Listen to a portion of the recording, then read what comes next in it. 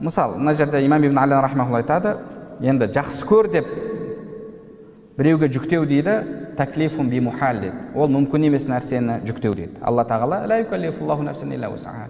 Адамға шамасынан тыс нәрсені жүктемейді. Шамасы келмейтін нәрсені адамға Алла тағала жүктемейді. Шариғатта сіздің шамаңыз келмейтін нәрсе жоқ. Мысалы, үйіңіздегі әйеліңіз жақсы болмай шықты. Үйленуіңіз неудачный болды, былайша айтқанда.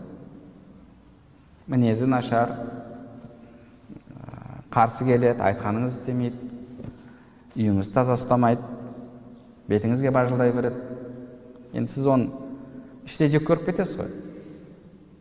Жек көріп кетесіз. Ол ақиқат, өмірде бар ондай нәрсе. Бірақ енді жек көріп кеттім деп оның ақысын жейсіз бе? Оған зұлымдық жасайсыз ба? Жоқ, зұлымдық жасамайсыз. Өйткені сіз оған жақсы көруші адамның мәмілесін жасауыңыз керек. Енді ақысын беру мәселесінде әлгі минимальный мәселелер бар.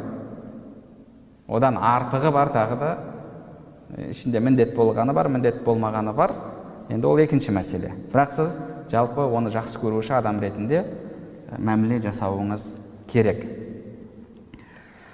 Имам ибн Али рахмаулла айтады: "Фал-мураду ithāru mā yu'addi lil-maḥabbati mimma yaqtadi al-aqlu ikhtiyārahu, wa in kāna khilāfa hawa al-insān."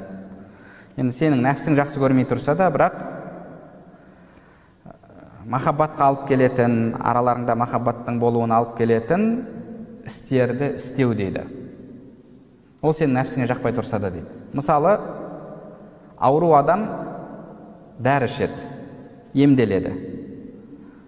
Бірақ емі ауыр болуы мүмкін оған. Нәпсісіне жақпайды. Мысалы, әші, дәрі, әлгі бүйрек ауыратын адам неге барады, не деп аталатын еді? Диализ дейді ма?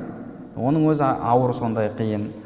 Ота жасатуға жатады, ол да қиын, ауыр, адам жанына бататын нәрселер. Бірақ ақылымен сол нәрсені қалап тұрады. Неге? Өйткені оның пайдасы сол нәрседе, сол әші емде. Нәпсісі қаламай тұрса да. Мына жерде де тура сондай. Нәпсіңіз қаламай тұрса да, сіз бауырыңызға жақсы көруші адамның мәмілесін жасауыңыз керек. Ал одан кейін жүрегіңіз ол адамды қанша үгіттесеңіз де жақсы көре алмаса, бұл енді сіздің шамаңыздан тыс нәрсе.